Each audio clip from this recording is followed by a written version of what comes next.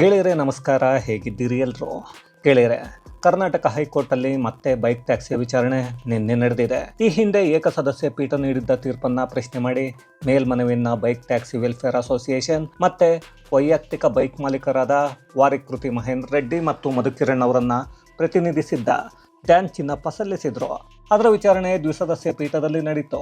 ಒಂದಷ್ಟು ವಾದ ಪ್ರತಿವಾದಗಳು ನಡೆದ್ವು. ಅದರ ಜೊತೆಗೆ ಈಗ ರಾಜ್ಯ ಸರ್ಕಾರ ಎಲ್ಲ ಡೆಲಿವರಿಗಳನ್ನು ಮಾಡೋಕೆ ಖಾಸಗಿ ದ್ವಿಚಕ್ರ ವಾಹನಗಳನ್ನು ಬಳಸಬಾರದು, ಅದಕ್ಕೆ ಕಡ್ಡಾಯವಾಗಿ ಪರವಾನಗಿ ಪಡ್ಕೋಬೇಕು, ಅಂದ್ರೆ ಎಲ್ಲೋ ಬೋರ್ಡ್ ರೀತಿ ಪರ್ಮಿಟ್ ತಗೊಂಡೇ ಚಲಾಯಿಸಬೇಕು ಅನ್ನೋದನ್ನ ಹೇಳ್ತಾ ಇದೆ. ಈಗ ಗಿಗ್ ಕಾರ್ಮಿಕರು ಅಂದ್ರೆ ಸ್ವಿಗ್ಗಿ, ಝೊಮ್ಯಾಟೊ ಎಲ್ಲ ಮಾಡ್ತಿದ್ದವ್ರಿಗೆ ಸಂಕಷ್ಟ ಅನ್ನೋದು ಬಂದು ಸಿಕ್ಕಾಕೊಂಡಿದೆ. ಹಾಗಾದ್ರೆ ಹೈಕೋರ್ಟ್ ಅಲ್ಲಿ ನಡೆದ ವಾದ ಪ್ರತಿವಾದ ಏನು? ಸ್ವಿಗ್ಗಿ, ಝೊಮ್ಯಾಟೊ ಹಾಗೆ ಎಲ್ಲ ಡೆಲಿವರಿಗಳನ್ನ ಮಾಡ್ತಾ ಇದ್ದವರ ಮೇಲೆ ಸರ್ಕಾರದ ಗದಾ ಪ್ರಹಾರ ಯಾಕೆ? ಇಲ್ಲಿ ಸಿದ್ದರಾಮಯ್ಯ ಸರ್ಕಾರ ಡೆಲಿವರಿಗೂ ಪರವಾನಗಿ ಕಡ್ಡಾಯ ಅಂತಿರೋದು ಯಾಕೆ? ನಿಜವಾಗ್ಲೂ ನಡೀತಿರೋದೇನೋ? ಎಲ್ಲವನ್ನ ಈ ವಿಡಿಯೋದಲ್ಲಿ ನೋಡ್ಕೊಂಡು ಬರೋಣ ಬನ್ನಿ.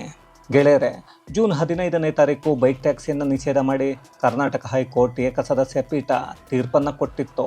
ಅದನ್ನು ಪ್ರಶ್ನೆ ಮಾಡಿ ಬೈಕ್ ಟ್ಯಾಕ್ಸಿ ಪರ ವಕೀಲರು ಮತ್ತೆ ಹೈಕೋರ್ಟಲ್ಲಿ ಮೇಲ್ಮನವಿಯನ್ನು ಸಲ್ಲಿಸಿದ್ರು. ರಾಜ್ಯ ಸರ್ಕಾರ ನಿಷೇಧ ಮಾಡಿರೋ ಬೈಕ್ ಟ್ಯಾಕ್ಸಿ ಐಷಾರಾಮಿ ಅಲ್ಲ, ಅದೊಂದು ಅವಶ್ಯಕತೆ.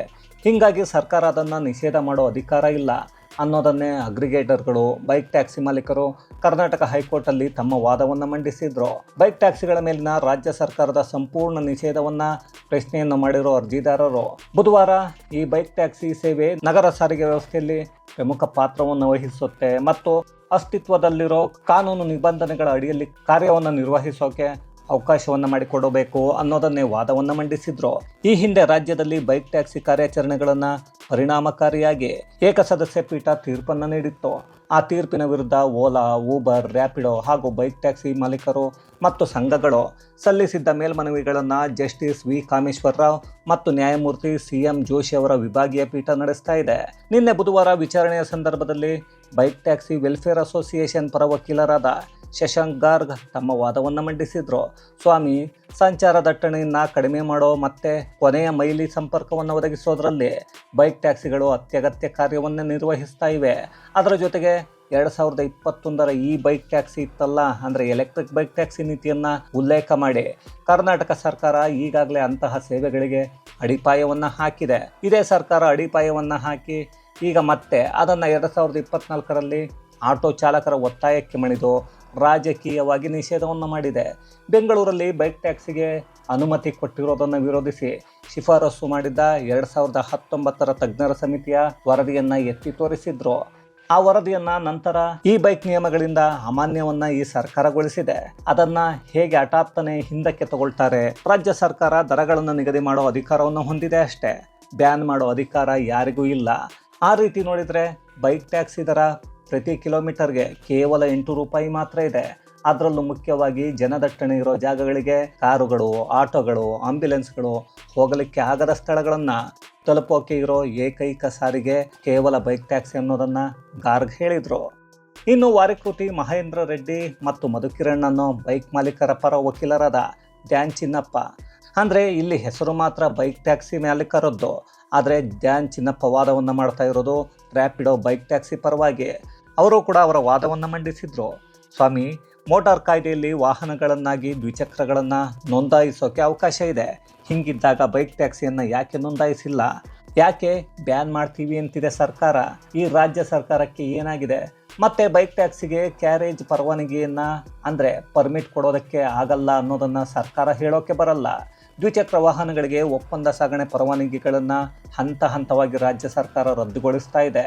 ಈ ನಿರ್ಧಾರದಲ್ಲಿ ಕಾನೂನು ಬದ್ಧತೆ ಎಲ್ಲಿದೆ?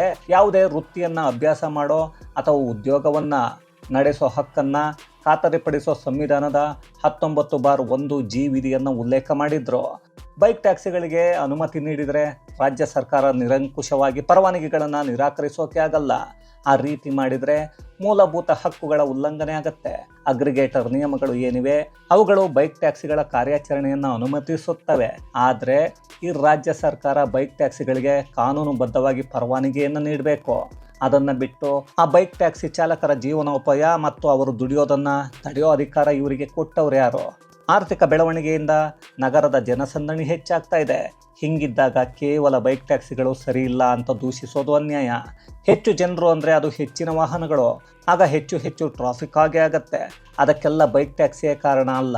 ಈಗಾಗಲೇ 11 ರಾಜ್ಯಗಳಲ್ಲಿ ಬೈಕ್ ಟ್ಯಾಕ್ಸಿ ತನ್ನ ಕಾರ್ಯವನ್ನು ನಿರ್ವಹಿಸ್ತಾ ಇದೆ. ಅಂಥದ್ರಲ್ಲಿ ಕರ್ನಾಟಕದಲ್ಲಿ ಮಾತ್ರ ಏನು ಕಷ್ಟ ಅನ್ನೋದನ್ನು ಧ್ಯಾನ್ ಚಿನ್ನಪ್ಪ ಕೇಳಿದರು. ಆಗ ನ್ಯಾಯಮೂರ್ತಿಗಳಾದ Kameshwar Rao special public prosecutor ಅವರನ್ನು, ಏನ್ರಿ ನಿಮಗೆ ಕಾನೂನು ರೂಪಿಸಿ ಪರವಾನಗಿ ಕೊಡೋದಕ್ಕೆ ಏನಾದರೂ ತೊಂದರೆ ಇದೆಯಾ ಅನ್ನೋದನ್ನು ಕೇಳಿದರು.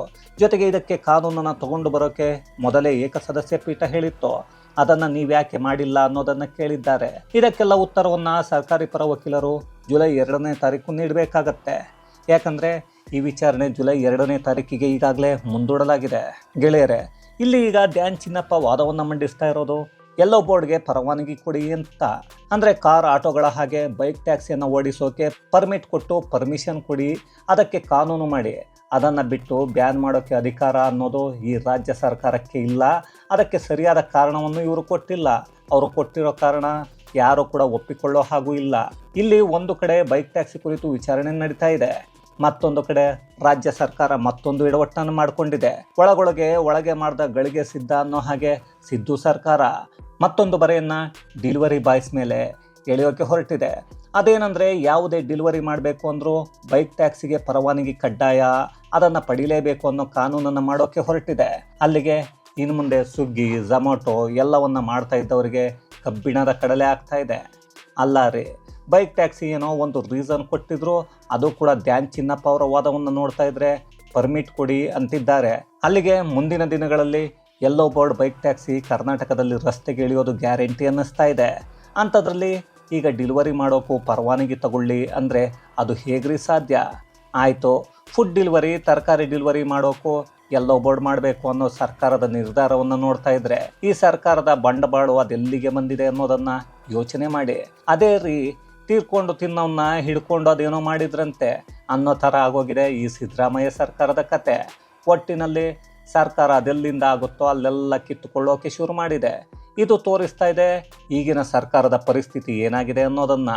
ಒಟ್ಟಿನಲ್ಲಿ ಕೊನೆಗೆ ಎಲ್ಲ ಬೈಕುಗಳಿಗೂ ಎಲ್ಲೋ ಬೋರ್ಡ್ ಮಾಡಿಕೊಂಡು ಪರ್ಮಿಟ್ ತಗೊಂಡು ಏನಾದರೂ ಮಾಡಿಕೊಳ್ಳಿ ಅನ್ನೋದನ್ನು ಸಿದ್ದು ಸರ್ಕಾರ ಹೇಳ್ತಾ ಇದೆ. ಜೊತೆಗೆ ಅದನ್ನೇ ಆಟೋ ಚಾಲಕರ ಮುಂದೆ ಬಂದು ಹೇಳ್ತಾರೆ, ಹೈಕೋರ್ಟ್ ಹೇಳಿಬಿಟ್ಟಿದ್ಯಪ್ಪ, ನಮ್ಮ ಸರ್ಕಾರ ಏನು ಮಾಡೋಕ್ಕಾಗುತ್ತೆ, ಹೈಕೋರ್ಟ್ಗಿಂತ ದೊಡ್ಡವರ ನಾವು ಅನ್ನೋದನ್ನು. ಇದನ್ನೇ ನೋಡ್ತಾ ಇರಿ. ಇಲ್ಲಿ ಬಿಟ್ಟಿ ಭಾಗ್ಯಗಳನ್ನು ಕೊಟ್ಟು ಇನ್ನೊಂದು ಕಡೆ ಜನರ ಬಟ್ಟೆಯನ್ನು ಬಿಚ್ಚೋಕೆ ಈ ಸರ್ಕಾರ ನಿಂತಿದೆ ಅನ್ನೋದು ಎಲ್ಲರಿಗೂ ಗೊತ್ತೇ ಇದೆ. ಆದರೂ ಜನರ ಕೈಯಲ್ಲಿ ಏನು ಮಾಡ್ಕೊಳ್ಳೋಕೆ ಆಗಲ್ಲ, ಅನುಭವಿಸ್ಲೇಬೇಕು, ಅನುಭವಿಸಿ.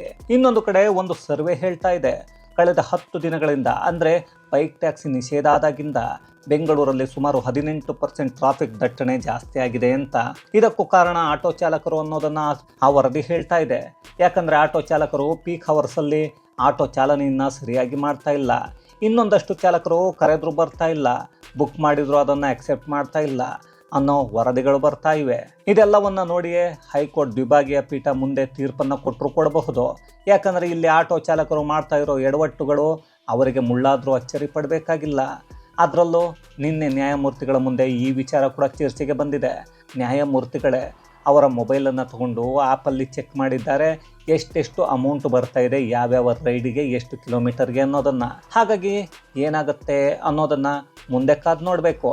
ಇದು ಗೆಳೆಯರೆ, ಬೈಕ್ ಟ್ಯಾಕ್ಸಿಗೆ ಕುರಿತಾದ ಹೈಕೋರ್ಟ್ ವಿಚಾರಣೆ ಮತ್ತು ಎಡವಟ್ಟು ಸರ್ಕಾರ, ಸಿದ್ದು ಸರ್ಕಾರ ಇದೆಯಲ್ಲ, ಇದು ಡೆಲಿವರಿ ಮಾಡ್ತಾ ಇದ್ದ ಬೈಕುಗಳು ಕೂಡ ಪರವಾನಗಿ ಪಡ್ಕೋಬೇಕು ಅನ್ನೋ ಕಾನೂನನ್ನು ಮಾಡೋಕ್ಕೆ ಹೊರಟಿರೋದ್ರ ಕುರಿತಾದ ಒಂದಷ್ಟು ಮಾಹಿತಿ ಮತ್ತಷ್ಟು ವಿಶೇಷತೆಗಳೊಂದಿಗೆ ಮುಂದಿನ ವಿಡಿಯೋದಲ್ಲಿ ಭೇಟಿಯಾಗೋಣ. ಅಲ್ಲಿಯವರೆಗೂ ಕನ್ನಡವೇ ಸತ್ಯ, ಕನ್ನಡವೇ ನಿತ್ಯ.